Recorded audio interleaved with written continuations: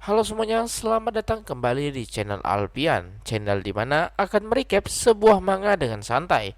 Tapi sebelum itu, jangan lupa di like, share, dan subscribe channel ini. Dan juga kalian juga bisa berdonasi melalui traktir yang ada di deskripsi. Dengan begitu, bisa membuat Mimin semakin bersemangat dalam berkonten lagi. Kalau begitu, kita lanjut ceritanya, boy.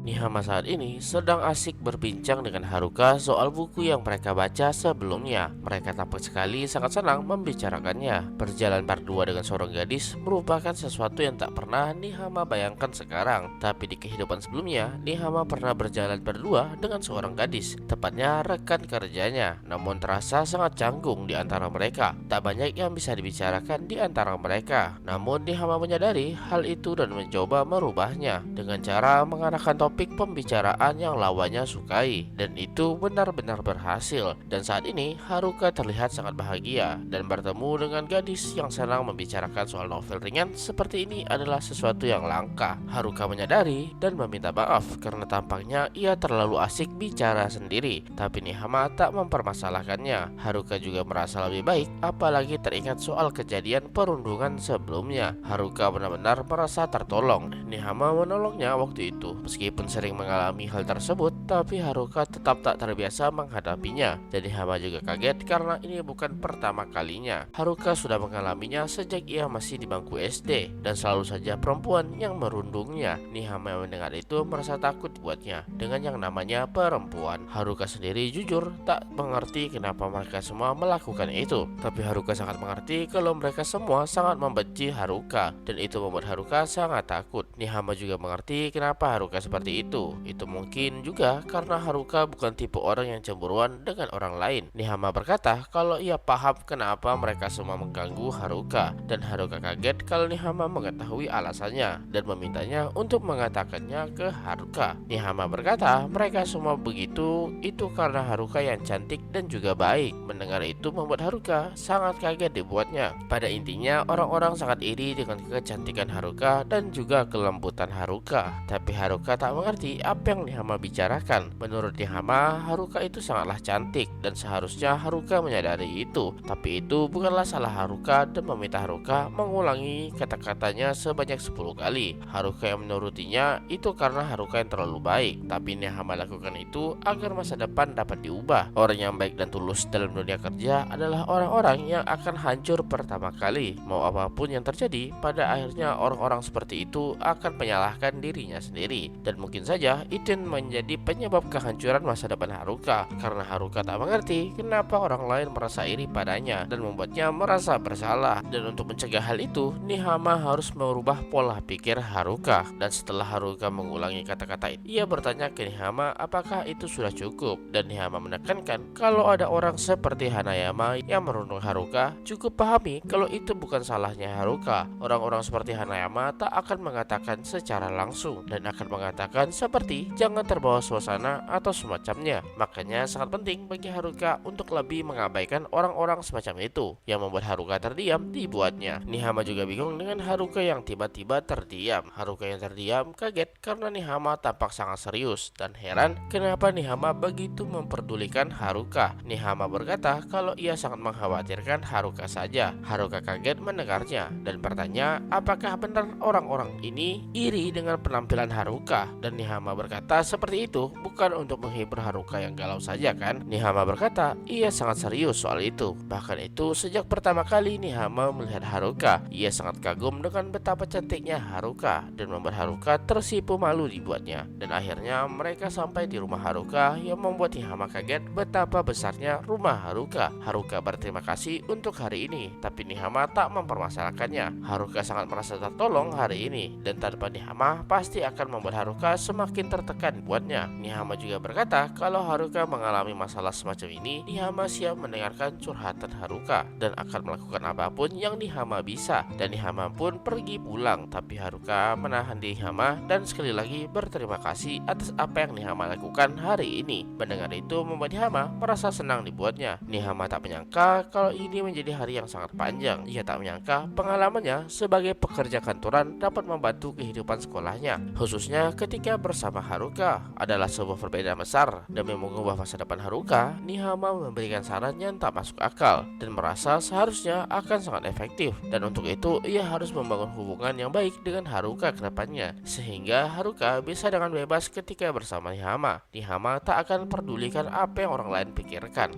Nihama pun sampai di rumahnya dan menyadari ruang tamu yang masih sangat terang. Di sana ada Nihama Kanako, adik dari Nihama Shinichiro. Tapi Kanako bingung kenapa kakaknya tampak begitu kaget. Bagi Nihama, Kanako adalah adik yang sudah lama berpisah di kehidupan sebelumnya. Pada awalnya mereka sangatlah rukun, tapi semakin dewasa hubungan mereka semakin renggang. Ditambah setelah kematian ibu mereka membuat mereka menjadi semakin orang asing. Nihama menyadari apakah jangan-jangan adiknya hanya makan mie instan saja malam ini. Kanako berkata itu karena ibu mereka akan pulang telat ke rumah. Nihama teringat kalau dulu mereka selalu makan makanan mie instan ketika ibu tak ada di rumah. Nihama berkata untuk tunggu sebentar karena ia akan memasakkan sesuatu yang membuat Kanako bingung apa maksudnya itu. Nihama melihat isi kulkas dan memikirkan sesuatu untuk dimasak. Dengan cepat tangan Nihama memotong sayuran-sayuran itu yang membuat Kanako kaget tak percaya dengan apa yang ia lihat sekarang. Dengan mudahnya Nihama membuat sebuah omurice yang membuat Kanako sangat kebingungan. Nihama berkata untuk segera dimakan dan Kanako yang ragu pada awalnya dibuat kaget akan rasanya yang begitu luar biasa. Melihat adiknya yang tampak bahagia membuat Nihama merasa senang buatnya karena sesuai dengan selera Kanako dan membuat Kanako merasa malu karena tak dapat menahan dirinya. Nihama meminta maaf karena selama ini tak pernah bertindak layaknya seorang kakak dan mulai sekarang Nihama akan menggantikan ibu mereka membuat makanan. Jadi kalau Kanako ingin makan sesuatu tak perlu ragu memintanya ke Nihama yang membuat Kanako kebingungan. Sedangkan di tempat lain di rumah Haruka ia terbaring tampak sangat lelah. Haruka benar-benar kagum dengan Nihama hari ini. Nihama memang anak yang baik tapi ia jarang berbicara. Tapi hari ini Nihama terlihat sangat berbeda. Haruka teringat soal perkataan Nihama yang mengatakan kalau Haruka sangatlah cantik dan membuat Haruka tersimalu. Ia pun membuka jendela mencari angin segar karena biasanya ketika Hanayama melakukan perundungan membuat Haruka selalu merasa tertekan. Tapi hari ini terasa sangat berbeda. Itu semua berkat perhatian yang diberikan Nihama padanya. Meskipun Nihama berubah terlihat seperti orang dewasa, tapi Nihama masih Nihama yang Haruka kenal. Dan lagi-lagi berterima kasih atas apa yang Nihama lakukan. Dan cerita pun berlanjut.